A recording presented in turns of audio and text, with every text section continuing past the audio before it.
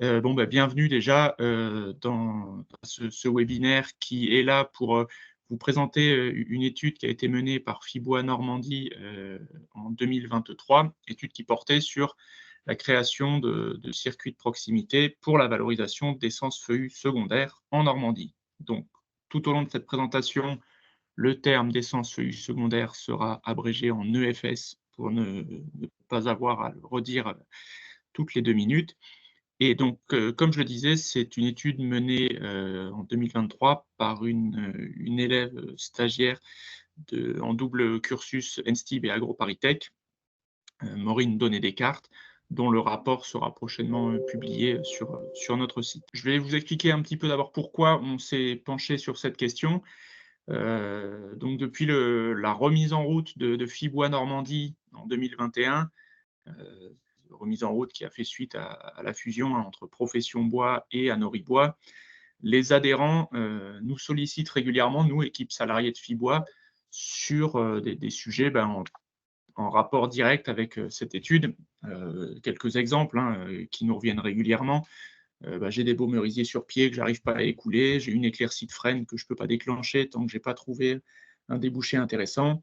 Voilà, c'est des demandes qui nous arrivent presque de façon hebdomadaire et à laquelle, pour l'instant, on est obligé de faire du cas par cas, essayer de mettre en relation, la personne avec, un exploitant, un scieur ou un artisan de son secteur, ou alors si c'est un artisan qui nous sollicite, faire la démarche, mais en le rapprochant de l'amont. Donc voilà, c'est une étude qui vient directement, des sollicitations de nos adhérents, et je vais tout de suite vous dire ce que ne sera pas cette étude. C'est pas une étude qui va se pencher sur la création de filières de valorisation pour ces essences feuillues secondaires. C'est pas non plus une étude qui va s'attarder sur la ressource disponible en forêt et ce n'est pas non plus une étude qui va se pencher sur, les nouveaux débouchés, les nouveaux produits, les nouvelles valorisations possibles de ces essences. Alors pourquoi on ne s'y intéresse pas? C'est parce qu'il y a déjà beaucoup de plus en plus de littérature, même au niveau régional, sur ce sujet-là. Je vous renvoie, aux études, hein, là, qui sont mentionnées en bas. Donc FIBOA Normandie, l'an dernier, en partenariat avec FIBOA Hauts-de-France et FIBOA Île-de-France, avait, mené une étude, même 2 études, avait commandité 2 études sur ce sujet-là, à savoir essayer de quantifier et qualifier la ressource, en essence feuillue secondaire dans ces 3 régions et puis surtout, essayer d'identifier des débouchés potentiels et dans un dernier temps, comment on fait pour activer un petit peu, cette valorisation, cette mobilisation de la ressource et cette recherche de nouveaux débouchés. Donc voilà, je vous renvoie vers ces 3 études. Ici, on est vraiment dans un tout autre contexte.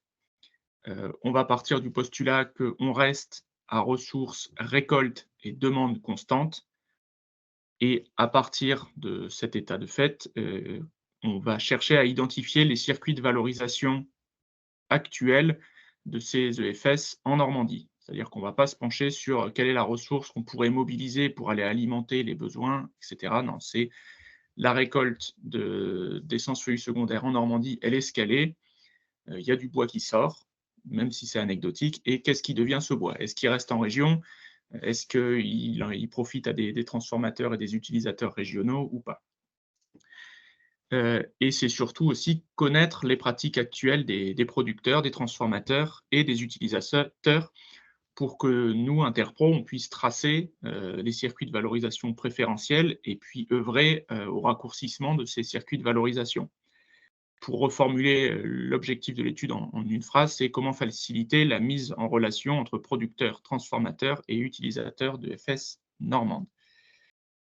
Alors, ce choix de travailler à, récolte constante, ça va expliquer, notamment les acteurs auprès desquels on s'est tourné vers lesquels on s'est tourné au cours de cette étude. Donc, les prochaines slides vont un petit peu présenter la méthodologie de l'étude. Il y a eu un gros travail de fait déjà sur l'identification des acteurs régionaux de l'exploitation. Ceux-là, on les connaît plutôt bien en interprofession, ceux de la transformation également. Mais par contre, les utilisateurs des EFS, tout ce qui va être artisan, c'est un réseau qu'on connaît assez mal en tant qu'interprofession parce que c'est, voilà, historiquement, en Normandie en tout cas. Fibois Normandie, c'est plutôt construit de l'amont vers l'aval, mais en s'arrêtant bien souvent à la première transformation et après en allant directement à la construction. Donc il y a tout un réseau d'entreprises qui sont mal connues des interpros et réciproquement, l'interprofession est mal connue de ces réseaux d'artisans. Et une fois qu'on a identifié ces catégories d'acteurs, et ben, on va chercher à caractériser comment les exploitants écoulent les essences feuillues secondaires. Donc voilà, là, on part directement des exploitants et pas des gestionnaires ou des propriétaires, comme ça peut être le cas, parce qu'on est dans l'hypothèse où le bois, il est déjà sorti de la forêt, il est exploité. 2e étape, enfin 3e et même étape, ça va être caractériser les méthodes d'approvisionnement de ces artisans ou de ces utilisateurs de FS. Et puis dans un dernier temps, en ayant ces deux pièces du puzzle, on va pouvoir, identifier les freins à lever pour, raccourcir au maximum, les circuits de valorisation. Alors vous avez ici, une illustration, hein, de la méthodologie, détaillée. Alors d'abord, il y a eu ce travail d'identification des professionnels via, des bases de données. Alors on a nos bases de données, nous, dans le réseau Fibois, mais bases de données incomplètes, surtout, ce que je disais en ce qui concerne les artisans. Donc il a fallu, fouiller un peu dans les bases de données des CCI, des chambres des métiers et de l'artisanat, sur internet pour essayer d'avoir, une base de données la plus complète possible, sachant que comme je l'ai dit tout à l'heure, les données concernant les exploitants forestiers et les transformateurs, on les connaît assez bien. Une fois que ces acteurs-là ont été identifiés, ils ont été sollicités une première fois pour savoir si justement ils rentraient un peu dans le périmètre de cette étude et donc une première fois pour savoir si, oui ou non, la question des essences feuillues secondaires se posait pour eux. Ceux qui répondaient favorablement à cette première sollicitation, ça déclenchait un deuxième entretien, beaucoup plus long qui cherchait là vraiment à caractériser, leur usage de ces essences feuillues secondaires, leurs approvisionnements, leurs méthodes d'écoulement et puis, la perception qu'ils en avaient vis-à-vis de l'offre, de la demande, des facilités, ou de la difficulté à s'approvisionner. Et donc dans un dernier temps, finalement, une fois que cette deuxième salve d'enquête a pu être menée, il y a eu un gros travail d'analyse qualitative des données récoltées, pour mettre en lumière les freins et les leviers, à cette valorisation la plus locale possible des essences feuillues secondaires. Alors là, je vais rentrer un petit peu plus dans les détails de ces grilles d'entretien avec, voilà, la première salve de questions qui s'est faite en ligne, voilà, donc par emailing ou via la newsletter de Fibois Normandie. Un questionnaire très court qui cherchait à répondre, qui cherchait, pardon, à identifier les professionnels de l'exploitation, de la transformation et de l'utilisation, qui travaillaient avec ces essences feuillues secondaires. Et ça servait aussi à quantifier un peu l'intérêt des professionnels pour cette étude, savoir si oui ou non, ils souhaitaient aller un peu plus loin pour exprimer leurs difficultés ou leur retour d'expérience pour cette étude.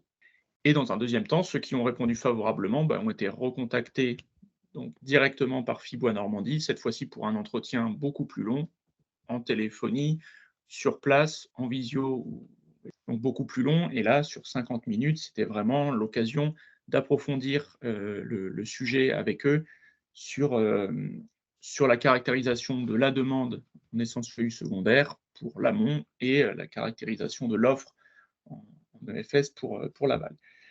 C'était surtout l'occasion, de rencontrer et de développer ce fameux réseau d'artisans, qu'on a eu du mal à identifier et donc vraiment ça aura été un des résultats de cette étude qui n'est pas palpable, mais en tout cas nous, ça nous a permis de nous faire connaître de ce réseau et puis de les connaître, aussi. Alors on va passer maintenant aux résultats vraiment de cette enquête en vous présentant la typologie des répondants, des participants. Donc on a eu une cinquantaine, de répondants au 1er questionnaire. sur, à peu près 300 envois. Donc on est toujours déçu des taux de retour, mais là, je trouve qu'il est plutôt pas mal, parce qu'on a connu des enquêtes, avec des taux de retour beaucoup plus faibles. On a eu une cinquantaine de réponses à la première enquête et puis on est descendu à 28 au second. Donc pour rappel, ceux qui ont répondu au second, c'est ceux qui se sentaient concernés par cette, utilisation des EFS et qui souhaitaient aller un peu plus loin. Et dans les utilisateurs d'EFS, ben, on en a 31 parmi les artisans et puis 11 parmi les exploitants. Alors, si vous vous penchez sur les chiffres, ça veut dire qu'il y en a plus d'utilisateurs d'EFS que de personnes qui ont répondu au second questionnaire. Ça, c'est parce que, voilà, il y avait des professionnels qui ne souhaitaient pas forcément, aller plus loin dans l'échange, soit par manque de temps, soit par, manque d'intérêt. Mais voilà, c'est ce qui explique, ce delta. Parmi les artisans, ce sont les ébénistes et menuisiers qui ont été les plus nombreux à répondre, à notre sollicitation et donc, bah, déjà ce que je disais, c'était une première petite victoire pour nous d'arriver à mobiliser ce public. Les résultats, donc là, c'est issu de l'analyse, hein, qualitative des données. Donc c'était des entretiens, pardon, j'aurais dû le préciser à la méthodologie, mais c'était des entretiens, semi-directifs. Donc voilà, toute une méthodologie d'entretien sociologique qui a été appliquée à cette étude. Et quand on se penche du côté des réponses des exploitants, ce qui va nous intéresser, c'est leur vision des difficultés ou non d'écoulement des essences feuillues secondaires. Donc, on a quand même eu la grande majorité des exploitants qui nous ont répondu, nous ont indiqué ne pas rencontrer de difficultés à vendre les essences feuillues secondaires qu'ils exploitaient. Cependant, ils mettaient l'accent sur une très faible demande, en bois d'œuvre, en tout cas de transformateurs bois d'œuvre pour ces essences feuillues secondaires et bah, là, c'est pas nouveau, hein, c'est quelque chose que l'on connaît, mais ils insistaient sur la faiblesse en volume et en qualité des essences feuillues secondaires présentes en forêt. Ça s'explique par, bah, une dissémination de la ressource et puis surtout par le fait que ce ne sont que rarement des essences objectifs et donc rarement on va trouver des diamètres ou des qualités exploitables et valorisables en bois d'œuvre. Et ce qui expliquait pour eux cette facilité finalement à valoriser le peu d'EFS qu'ils pouvaient, exploiter, bah, c'était déjà la solution de l'export pour les qualités bois d'œuvre. Alors voilà, le frêne en Asie, le châtaignier en Italie, tout un tas de circuits comme ça, une essence pour une destination, quand c'était valorisable en bois d'œuvre. Mais sinon, ce qui facilite grandement, cette valorisation et on peut un petit peu s'en attrister, c'est les usages en bois d'industrie et bois énergie. Donc finalement, c'est ce qui permet aujourd'hui de valoriser ces essences-là majoritairement. D'après les dires des exploitants, c'est cette valorisation en bois de trituration ou en bois bûche. Et puis un dernier élément qui facilitait cet écoulement pour eux, c'était l'existence de marchés de niche. Donc c'est un peu le cœur du sujet de cette étude. Et c'est ce qu'on a voulu savoir, essayer de les retracer, ces marchés de niche, voir, quels circuits ils empruntaient, pour voir comment on peut éventuellement les relocaliser. Ça, c'était pour le volet exploitant. Maintenant, quand la même analyse a été faite cette fois-ci pour les réponses au second questionnaire des utilisateurs des EFS, donc principalement des artisans, bah, là, on avait des avis beaucoup plus partagés avec quand même la moitié des répondants qui nous indiquaient, rencontrer quand même des difficultés à s'approvisionner en EFS. Ça veut dire que l'autre moitié n'avait pas forcément de difficultés. Vous avez sur l'histogramme, de cette slide, les EFS, les essences qui sont le plus souvent ressorties au cours des entretiens. Alors, le frêne, voilà, avec plus de 25 occurrences. Donc ça veut dire que c'est ressorti 25 fois, dans les entretiens. Il n'est pas considéré, comme une EFS par les artisans et globalement même par la filière, hein, parce que c'est une ressource qui est quand même assez présente. Alors c'est moins vrai en Normandie que ça peut l'être en Hauts-de-France, mais voilà, la filière le met pas vraiment dans la case, essence feuillue secondaire. Et puis après, ben, on a une diversité d'essences, alors avec merisier, noyer, châtaignier, érable, robinier, peuplier, voilà, qui tiennent un peu le haut du pavé avec plus de 10 occurrences chacun. Et puis on va trouver des essences vraiment anecdotiques, en allant du platane, jusqu'au noisetier dans certains cas, heu, cormier, et cetera. Et à chaque fois, les artisans insistaient sur les faibles volumes mobilisés pour chaque occurrence. Donc ça veut dire que quand ils citaient une essence, c'était rarement parce qu'ils en consommaient, des mètres cubes, chaque année.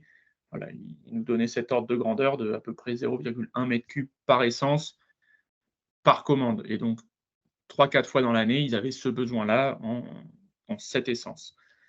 Donc voilà pour la diversité des essences évoquées. Et maintenant sur vraiment, les sources d'approvisionnement, et ben, c'est la diapositive que vous voyez ici, avec 4 sources d'approvisionnement évoquées.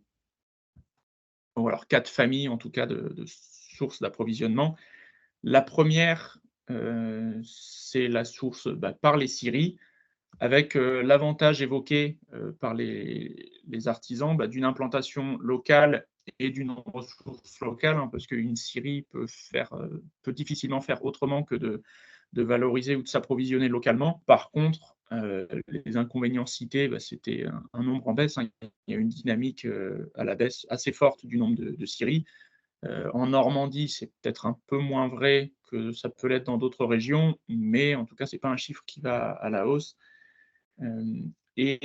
L'autre gros inconvénient qui ressortait surtout, quand, les artisans évoquaient cet approvisionnement par les scieries, c'était, bah, eu égard au petit volume demandé, c'est un petit peu une réticence à vouloir livrer, ces petits volumes, et une réticence à vouloir, diviser les plots en plateaux, voilà. C'était un peu, la 1re porte close à laquelle ils se heurtaient, cette réticence, au petit volume et à la division de l'eau. Et puis, le fait que, les scieries ne proposaient pas toujours des produits, des plateaux secs, ce qui pouvait freiner, derrière, les demandes des utilisateurs. La deuxième famille de fournisseurs, ce sont les grossistes, alors les négociants. Là, l'avantage, c'est que certes l'implantation est locale, mais la ressource pas forcément. Par contre, c'était pointé du doigt le fait que, voilà, ces grossistes, bah, la diversité d'essences proposées, elle allait plutôt en se réduisant, et même au sein d'une même famille d'essences, bah, les qualités, étaient de plus en plus standardisées, et ça permettait, bah, voilà, ça n'offrait pas la possibilité de trouver un peu la perle rare, en passant par les grossistes. Troisième famille, ce sont les sites spécialisés, donc de la vente en ligne de produits bois. Alors ça, c'est surtout utilisé par les artisans qui travaillent à partir de carrelés en bois ou en bois de lutherie. Il y a des sites, allemands, français, espagnols qui sont très utilisés par les artisans que nous avons rencontrés, et ces artisans mettent en avant la qualité des produits proposés sur ces sites, mais en parallèle, bah, le fait qu'il ce soit que de la vente en ligne, voilà. On avait des frais de port qui étaient assez importants et qui faisaient que c'était pas toujours, le plus souhaitable à utiliser ou le plus viable. Et puis la dernière famille de fournisseurs, bah, c'est le réseau des particuliers à particuliers. Alors, on a regroupé sous ce terme générique particulier à particulier, ça peut être aussi, hein, du professionnel à professionnel, mais c'était pour dire que c'était des réseaux qui n'étaient pas, forcément durables dans le temps, c'était souvent du coup par coup. Et là, bah, l'avantage, alors c'est peut-être un peu le seul qui a été mis en avant, c'est qu'il y a cette possibilité de faire des bonnes affaires. Je ne vais pas rentrer plus loin dans le détail. Par contre, le gros inconvénient, c'est que, bah, comme il y a rien de figé dans le temps, c'est du coup par coup, c'est un temps de prospection qui est très long, et souvent des négociations aussi longues, parce que quand on est face à un particulier qui pense que son bois vaut tant parce qu'il a pu regarder d'autres annonces du même style, et puis, le bois valait tant. Donc ouais, il y a un temps de négociation assez long entre le vendeur et l'acheteur, et puis surtout, il y a, la qualité très incertaine du produit, qui nécessite quand même pour l'utilisateur de se rendre sur place pour aller voir un petit peu le produit, parce que la qualité, sur le site, Le Bon Coin ou quoi, c'est difficilement évaluable. Je reviens un peu sur les scieries. Au total, dans les entretiens, il y a 11 scieries distinctes qui ont été citées par les artisans interrogés, dont 6 qui sont normandes. et à savoir que les 2 scieries les plus citées, elles ne sont pas en Normandie, elles sont dans les Pays de la Loire. Alors c'est la scierie de Lacé qui a été la plus citée, et qui malheureusement est fermée depuis faute de repreneurs. Et en fait, oui, les 2 scieries les plus citées par les artisans interrogés, sont hors Normandie et ont récemment fermé faute de repreneurs. Donc c'est un peu une source importante d'approvisionnement qui vient de disparaître pour les artisans, normands qui travaillent les EFS. Alors à partir de ces données, en les recoupant, les données issues des entretiens avec les exploitants et avec les artisans, bah, voilà, on a pu retracer un peu ce circuit. Alors il y a rien de révolutionnaire là-dedans, il est ultra classique, hein, ce circuit de valorisation, mais il va nous servir à, bah, chercher le circuit le plus court finalement. Et quand on regarde ce circuit qui part du propriétaire, qui transite par l'exploitant, alors il y a une multitude de cas, hein, le cas où c'est le propriétaire qui assure lui-même l'exploitation, où c'est le scieur qui assure lui-même l'exploitation quand il achète sur pied. Mais voilà, après l'exploitant, bah, il y a 2 chemins possibles.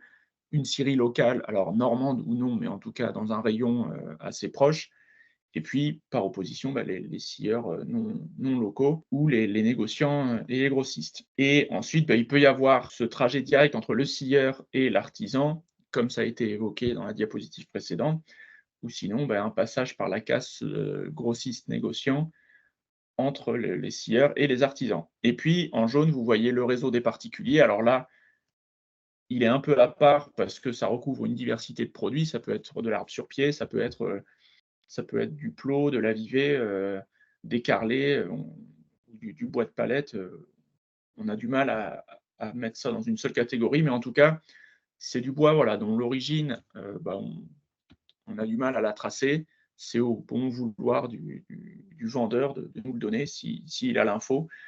Donc ça explique pourquoi ce circuit est à part. Et donc une fois qu'on a dit ça, et ben, quand on veut essayer d'aller au plus court dans les circuits de valorisation, et ben, c'est les circuits qui sont fléchés en vert. C'est-à-dire que les circuits qui passent par les scieurs locaux et par les particuliers, quand ceux-ci sont dans un rayon, assez proche, bah, qu'il va falloir, c'est ces circuits qu'il va falloir travailler pour les raccourcir au maximum. Et comment on peut s'y prendre? Alors avant de vous répondre à cette question, il va falloir voir, les atouts et les freins, enfin les leviers et les freins de chacun de ces 2 circuits pour œuvrer à leur optimisation. Alors ça, ce sont des choses qui ont été mises en avant par, les entretiens aussi.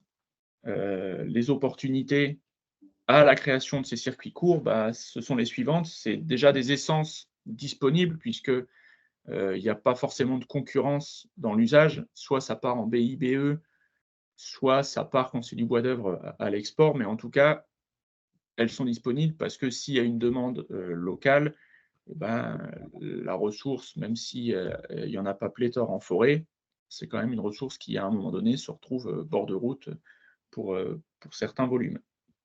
Il y a aussi, vu la grande diversité d'essences, englobée dans ce terme de FS, une diversité des usages possibles.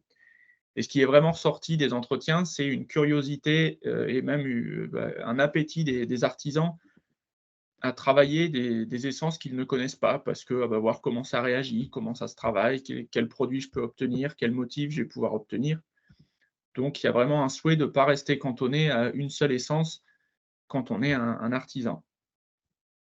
Et puis ça a été évoqué par les artisans et indirectement par leurs clients aussi, donc ça, c'est les artisans qui nous en ont fait part, qui nous ont dit qu'il y a un consentement, enfin un souhait de relocaliser ses achats, ses approvisionnements, et ce souhait, il va souvent de pair avec un consentement à payer plus cher.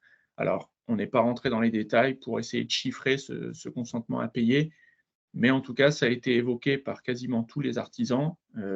Ils étaient partants et même désireux, voilà, de travailler le plus en local possible, quitte à devoir payer un peu plus cher en contrepartie, bah, d'une garantie d'approvisionnement local.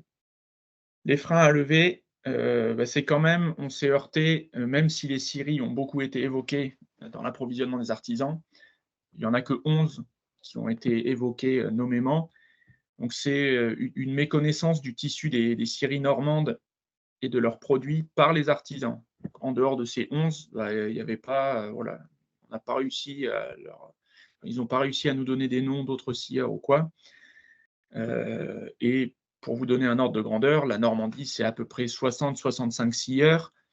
Et quand on regarde, il y en avait 11 qui ont été cités, dont la moitié n'était pas en Normandie. On peut se dire qu'il y a quand même du travail à faire, nous, filières, pour porter à connaissance de tout l'aval bah, la diversité des scieurs et des produits qu'ils proposent.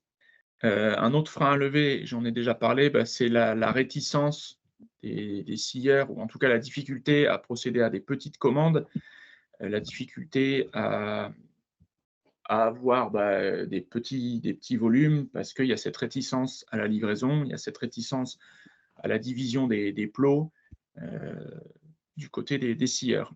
Et puis le dernier frein, c'est quand même une méconnaissance de ces essences de la part des consommateurs, mais aussi de certains utilisateurs de la ressource, donc de certains artisans.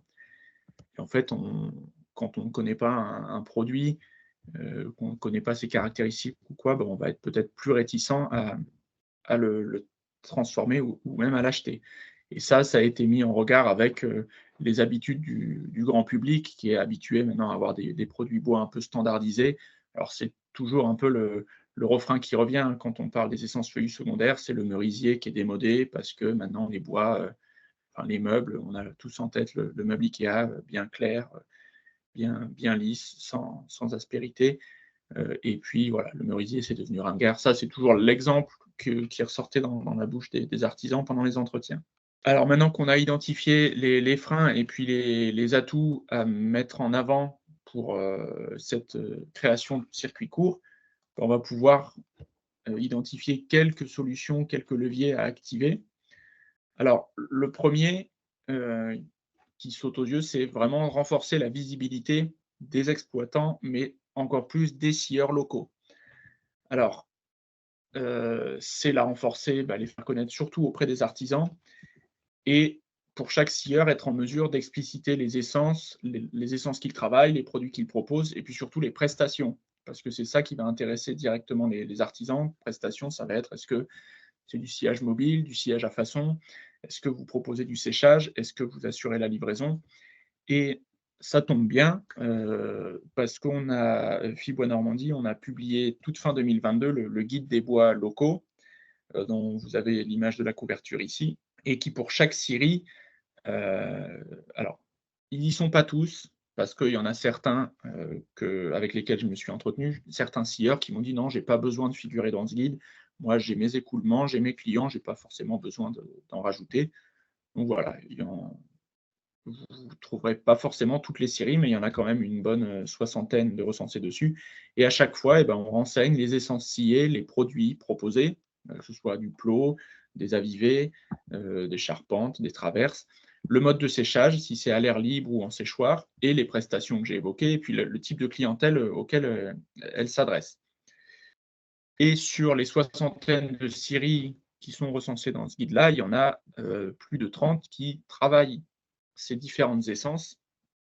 Donc on dépasse largement, les 11 scieries et même encore moins les 5 scieries normandes, les 6 scieries normandes, pardon, qui ont été évoquées par les artisans, pour leurs approvisionnements en essences feuillues secondaires. Donc ça veut dire quoi, ce renforcement de la visibilité? Bah, c'est notre boulot, surtout à Fibois, hein, de continuer à diffuser ce guide. C'est vrai que ce guide, on le diffuse aussi bien à l'amont qu'à l'aval, mais peut-être pas assez au réseau des artisans, parce que, ce que je disais, c'est un réseau qu'on connaît assez mal, qu'on connaît un peu mieux depuis cette étude, mais voilà, c'est vraiment un guide qui doit être diffusé dans ces réseaux d'artisans pour bah, développer cette connaissance des offres en sillage locaux. La deuxième action, ou en tout cas le deuxième levier qui pourrait être activé, bah, on a vu qu'il y avait un gros frein au niveau de la livraison, du stockage et du séchage. Alors là, ça va être que des pistes d'amélioration ou des pistes de réflexion pour l'avenir, pourquoi pas par Fibois Normandie et des adhérents qui seraient intéressés pour se lancer dans des démarches comme celle-ci. La première, bah, c'est passer par la mutualisation des commandes. pour optimiser les tournées de livraison. Alors ça, c'est quelque chose qui était ressorti des entretiens. Et je vous parlais tout à l'heure de la scierie de lacets qui est fermée depuis, mais qui était évoquée très largement par les artisans et qui proposait justement ces tournées de livraison de tous leurs clients. Et au final, la diversité et la spécificité des clients étaient telles qu'ils arrivaient en une tournée de livraison à rentrer dans les clous. Encore une fois, je dis la scierie de lacets n'a pas fermé pour raison financière, mais vraiment c'est faute de repreneurs. Donc le modèle était bon et la scierie s'y retrouvait et les artisans, ça leur permettait d'être livrés dans leurs besoins, aussi petits soient-ils. Le deuxième point, ça va être de faire connaître à ces artisans les scieurs qui proposent des bois secs directement ou disposant de séchoirs dans lesquels ils pourraient éventuellement faire sécher les plateaux qu'ils souhaitent acheter. En parallèle de ce levier sur tout ce qui est développement du stockage et du séchage, il y a un travail alors que je mène actuellement, hein, au sein de Fibois Normandie, c'est mobiliser au maximum les subventions régionales qui permettent de financer la création d'aires de stockage et de séchoirs. Alors il faut savoir que depuis le 1er janvier 2023, la région Normandie a lancé une aide via des financements régionaux et européens, et une aide qui permet l'investissement dans les industries de valorisation du bois. Alors c'est très large comme terme, mais en gros, ce sont des aides qui permettent d'acheter du matériel d'exploitation, du matériel de transformation pour moderniser ou équiper les scieries. Et elle va également permettre, cette aide, de financer des surfaces de stockage et de séchage. C'est des aides à un montant de 30%, et qui peuvent tout à fait s'adresser à des scieurs comme à des artisans ou des acteurs de la seconde transformation. Et donc voilà, ça c'est mon rôle, de les faire connaître et puis d'accompagner les porteurs de projets qui souhaitent solliciter ces aides dans le montage des dossiers. Et le dernier point, la dernière piste à explorer, ça rejoint un peu la première, hein, ça va être cette fois-ci la mutualisation, non pas uniquement des commandes, mais directement des espaces de stockage ou de séchage.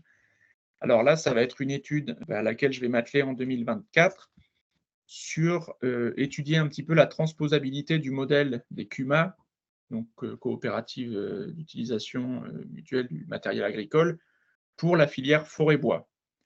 Voir si ce modèle est transposable tel quel ou s'il doit être adapté pour que des artisans couplés à un scieur ou quoi puissent investir conjointement dans du matériel de stockage ou de séchage. Alors, à titre d'exemple, hein, il y a des modèles alors qui ne sont pas calqués vraiment sur le modèle des CUMA, mais des scieries coopératives ou associatives. J'en donne deux, hein. Il y a en Dordogne, l'association Au Coin des Scieurs, qui est partie initialement d'un groupement d'artisans, charpentiers, menuisiers, qui souhaitaient justement raccourcir au maximum leurs approvisionnements et surtout avoir la plus grande traçabilité sur leurs approvisionnements, et qui ont conjointement, via cette association, acheté une scierie qui leur permet de transformer les bois qu'ils travailleront après. Et puis, alors là, c'est vraiment anecdotique, hein, mais c'est la scierie du Natus à la Teste de Buch, qui est la scierie des usagers de la forêt de la Teste de Buch, donc forêt de la Teste de Buch, forêt usagère, qui est la seule dans ce cas-là en France. Malheureusement, ils ne vont plus avoir grand-chose à scier, puisque l'été 2022 a fait partir en fumée beaucoup de leur volume. Mais voilà, là, c'était directement des consommateurs, des usagers de la forêt, des résidents de la commune de la Teste de Buch, qui ont acheté en commun une scierie qui leur permet de transformer le bois dont ils ont l'usage et dont ils ont été autorisés à prélever en forêt. Voilà pour ce volet-là. Et le dernier axe un peu plus généraliste à développer pour justement que ces circuits et cette valorisation, aussi petite soit-elle, des EFS soit plus développée, ça va être faire connaître ces essences feuillues secondaires en menant des actions de promotion, que ce soit à destination des artisans et du grand public. Il faut avancer sur ces deux pieds-là. Alors, quelques exemples d'actions concrètes menées depuis quelque temps en partie par Fibois Normandie, ça va être notre présence sur des salons. Donc c'est à nous, sur ces salons-là, de présenter une diversité d'essences, de mettre à disposition du public, une matériothèque pour leur montrer la diversité des essences et des usages. Ça va aussi être l'organisation de concours. Alors vous avez ici le logo du concours, Bois et Design, dont c'est actuellement la 3e édition. Et dans le cahier des charges de ce concours-là, donc c'est un concours régional qui s'adresse aux amateurs, aux étudiants et aux professionnels, et dans lequel le cahier des charges prévoit l'utilisation de feuillus secondaires ou de bois de réemploi. Mais voilà, c'est au travers d'actions comme ça qu'on peut peut-être susciter l'intérêt chez ceux qui travaillent le bois. Ça reste relatif, mais on est assez content de voir qu'entre la première édition en 2022 et la deuxième en 2023, on a eu un nombre de participants qui a explosé. On a eu presque 40 participants l'an dernier. Là, le concours est lancé jusqu'en fin avril pour 2024. Et ça nous permet justement de mener cette action de promotion de ces essences. Ça va être aussi de la publication, bon, rien de révolutionnaire, hein, mais sur les réseaux sociaux. Et puis pourquoi pas la diffusion de fiches essences ou de guides vraiment uniquement dédiés aux essences feuillues, autres que le chêne, le hêtre et à la rigueur le frêne, à destination des particuliers et des professionnels. Alors ça, c'est un sujet sur lequel on travaille aussi dans le cadre de l'étude dont j'avais parlé en introduction, étude menée avec FIBOIS Hauts-de-France et Île-de-France. Et puis faire connaître les EFS, c'est aussi un petit peu la trame de fond de cette étude, c'est se faire connaître et essayer de fédérer les artisans qui travaillent le bois pour les inclure au maximum dans la filière. Et dernier levier, ça va être celui des circuits particuliers à professionnels ou professionnels à professionnels. Que là, les leviers évoqués étaient plutôt sur le premier circuit, donc propriétaire à l'exploitant, scieur, à l'utilisateur. Là, c'est vraiment le circuit le plus court, en tout cas le circuit particulier et transformateur, utilisateur. C'est suite à cette étude qu'on a lancé tout récemment une rubrique, une page, petite annonce sur le site de FIBOIS Normandie. Alors vous l'avez ici en lien, hein, l'étude, elle vous sera, enfin ce support-là vous sera envoyé si vous le souhaitez. Et en tout cas sur notre site maintenant depuis le début d'année, vous avez possibilité de venir, déposer à la fois les volumes que vous souhaitez, vendre et surtout, ceux que vous souhaitez acheter. Alors ça, c'est un des écueils qu'il faudra qu'on évite. Enfin, il y en a 2 d'ailleurs. C'est celui des offres un peu trop vagues. Alors ça, c'est à nous de recontacter tous ceux qui déposent, des offres. Si c'est juste, vend, plot, toute essence, toute qualité, voilà, on n'est pas là non plus pour faire, de la pub trop généraliste. Nous, on aimerait bien qu'il y ait une proposition d'un produit la plus détaillée possible. Et le deuxième écueil, c'est, de se retrouver avec un site qui accumule des annonces d'offres et pas de demandes.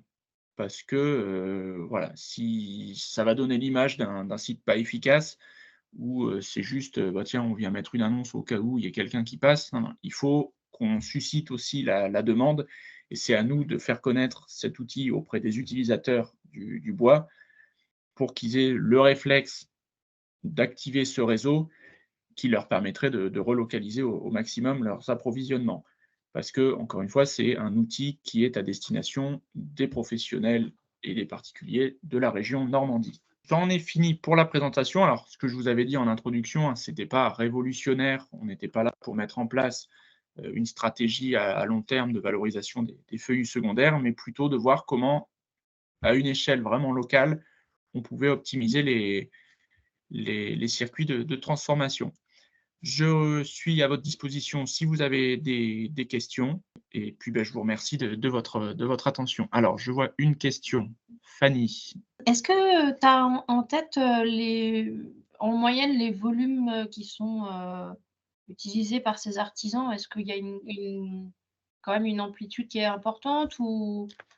Non, alors ça reste très faible. Ce que je disais là dans l'histogramme, quand je commentais l'histogramme là avec les essences, on est rarement, enfin on est en deçà du mètre cube par commande. Il peut y avoir plusieurs commandes dans l'année, mais on est en deçà du mètre cube à chaque fois. Donc, Et du on coup, n'a pas la cumulé. donnée Oui.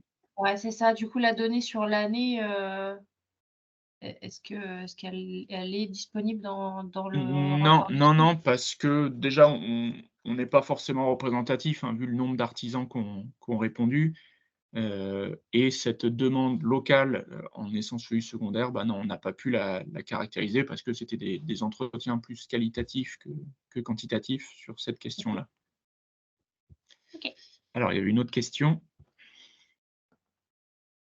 Allez-y, monsieur Pellerin. J'ai un peu été des 2 côtés de la barrière. J'ai été, Oui. utilisateur en tant qu'artisan et puis,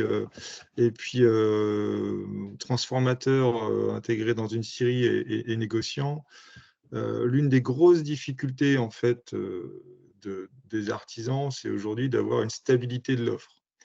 C'est-à-dire qu'on a beau avoir des produits qu'on connaît plus ou moins, ou en tout cas on a envie de les travailler, il y a quelque chose qui est irrémédiable, c'est la stabilité de l'offre. C'est-à-dire qu'un artisan, lui, quand il s'engage à proposer un produit à un client, il faut qu'il soit sûr qu'au moment où son devis est signé, il est capable de fournir. Et si on n'est pas capable de fournir ça, on aura beau faire toute la pub qu'on Oui, veut sur TF1 M6, en fait, c'est nul et non avenu. Il n'y aura rien derrière. Et donc, oui. je pense qu'effectivement, l'un des gros sujets, c'est la collaboration entre les scieries pour, je dirais, réunir la ressource. Mais cette ressource, elle peut être réunie, je dirais, à différents stades de la transformation. Mmh. On peut quasiment envisager aussi d'avoir de la coordination avant sciage, parce que l'une des difficultés des scieurs aussi, que je connais bien, c'est que quand ils arrêtent une ligne de prod pour lancer une essence, ils ne vont pas scier un demi-mètre cube. Oui, Une scierie qui scie 40, 100 ou 150 mètres cubes jour, clairement, scier 3 zones et 3 platanes, ça ne les intéresse pas. Donc, il y a une vraie difficulté de ce côté-là aussi. C'est qu'à un moment donné, il faut qu'ils puissent transformer des volumes. Parce que il faut qu'ils puissent remplir leur conditionnement, avoir des palettes complètes, parce que des demi-palettes en scierie, c'est juste mmh, ingérable. Le séchage, c'est juste ingérable parce que vous avez des temps de séchage qui sont différents d'une essence à une autre et d'une épaisseur à une autre. Donc là, il y a des vrais sujets. Et l'une des grosses difficultés, à mon avis, c'est la coordination des scieries sur ce dossier-là. Une fois que vous arrivez à coordonner les scieries, là, on va pouvoir travailler le marché en aval. Mais mmh. à mon avis, il y a un vrai sujet sur la qualité de l'approvisionnement. Et les petites annonces aussi des particuliers, ça peut être aussi de dire, ben moi j'ai des arbres sur pied dans mon terrain, ça m'emmerde que ça parte en bûche, je ne suis pas forcément pressé que ça soit coupé tout de suite. Par contre, voilà, je vous laisse 2 ans pour qu'il y ait éventuellement un enlèvement qui soit fait. Et peut-être de se dire que s'il y a une cartographie qui est faite justement de ces offres-là, qu'à un moment donné, il y a un sieur qui se dise, ben là, si je fais partir un grumier, sur un rayon de 50 km, j'arrive à récolter, à remplir mon grumier, je peux lancer le débat. Je pense qu'il y a quelque chose là Mmh. aussi à travailler, quoi. C'est vraiment que les gens, effectivement, ils sont démunis parce qu'ils n'ont pas de. Moi, je l'ai vécu, hein, des gens qui m'appellent à la Syrie. Oui, bonjour, j'ai 3 arbres dans le fond de mon jardin. Qu'est-ce que j'en fais? Ça m'emmerde de les faire partir en bûche. Je dis, bah oui, mais vous êtes où? Est-ce qu'il y a un Oui, SMIC qui oui. peut passer? Enfin, il y a vraiment plein de contraintes et les gens, ils sont esselés, quoi. Ils Mmh. sont esselés. Alors Et c'est un gros frein pour les filières. alors à ce sujet-là, bah, merci beaucoup, hein, de vos suggestions. Il y a eu un exemple qui a été identifié là, donc dans une des 2 études, enfin une des 3 études, menées, sur les 3 régions.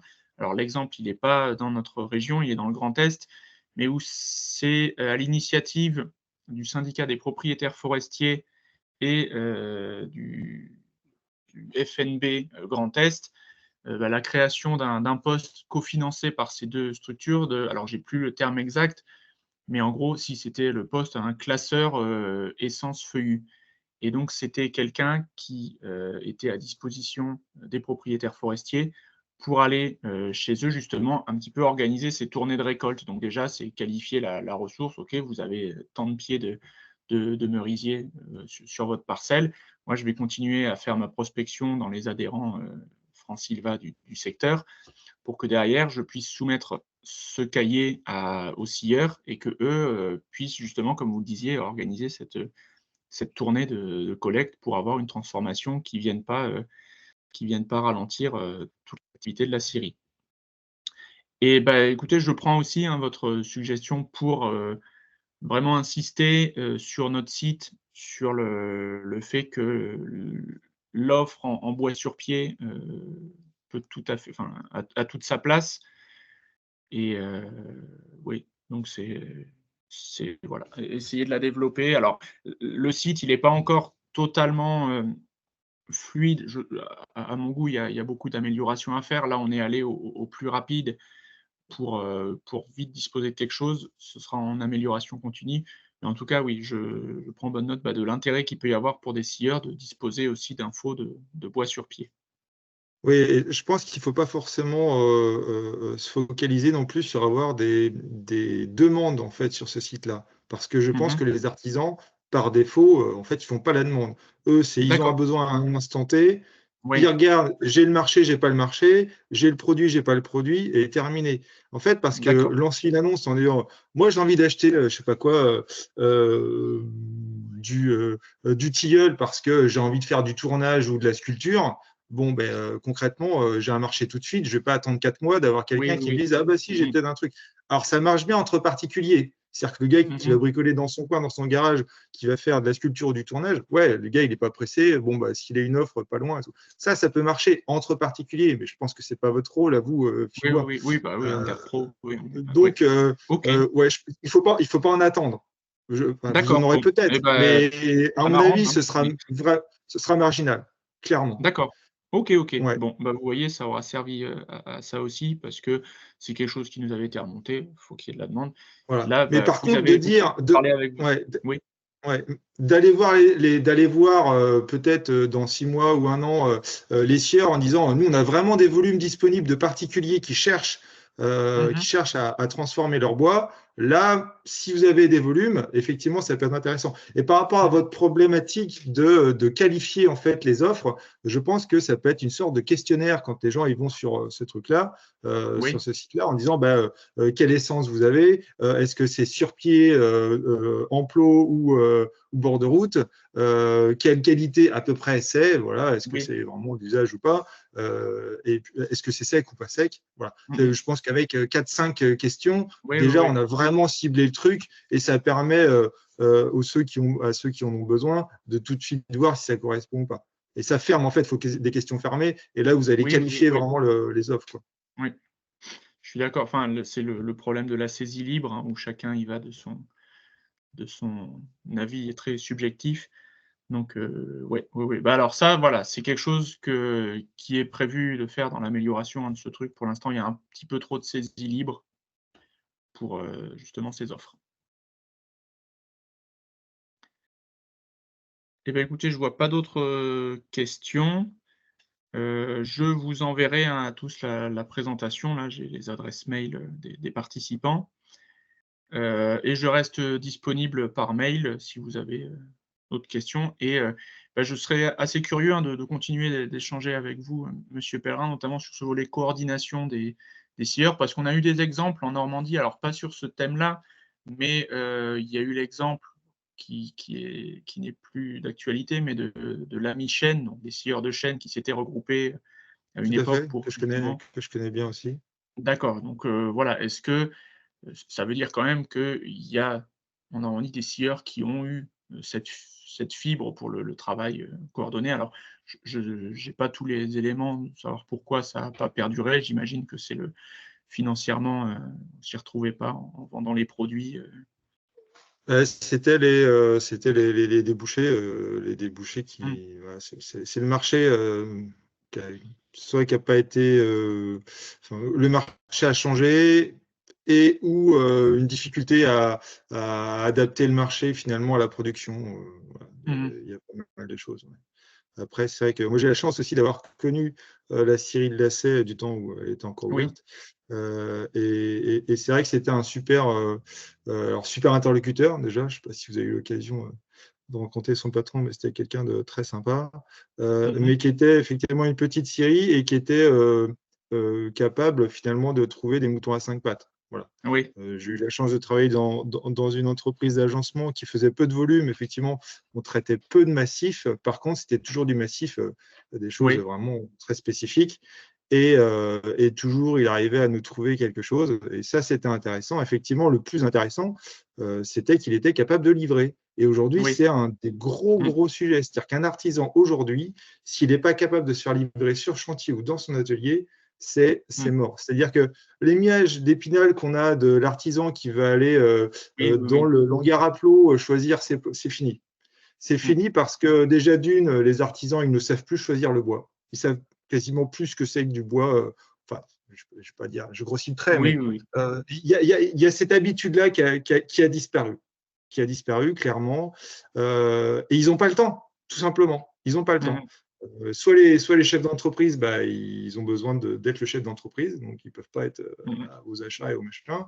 Et puis les gars qui bossent à l'atelier, ils ont besoin de bosser, quoi, tout simplement.